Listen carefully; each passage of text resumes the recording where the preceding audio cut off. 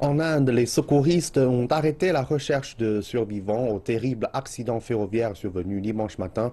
Le bilan est pour l'instant au moins 142 morts et plus de 200 blessés. Le train bondé a déraillé dimanche matin très tôt dans l'état d'Uttar Pradesh, dans le nord du pays, quand plus de 500 personnes à bord dormaient. 14 wagons sont sortis des rails à Pukrayan, à 65 km au sud de la ville de Kanpur. Selon les officiels, les opérations de secours continueront jusqu'à ce que tous les passagers soient retrouvés. Certains survivants se rappellent avoir perdu conscience. Immédiatement après l'accident, pendant au moins une demi-heure, j'ai perdu conscience. Et quand je me suis réveillé, j'ai crié à l'aide, à l'aide. Il y avait aussi des ambulances, mais le lit au-dessus de nous ne pouvait pas bouger. 11 d'entre nous voyagions vers Banaras. Nous sommes 10 à présent.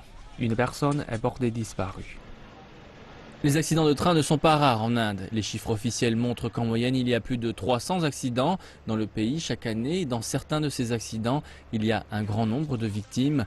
En juillet 2011, un train a déraillé à Uttar Pradesh. 70 personnes ont été tuées et plus de 300 autres blessées. En mai 2012, 2 trains sont entrés en collision à Andhra Pradesh, dans le sud de l'Inde.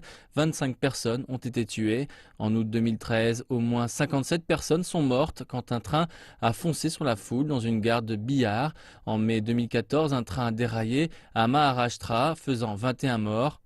Et en mars de l'an dernier, plus de 30 passagers ont été tués dans le déraillement d'un train à Uttar Pradesh.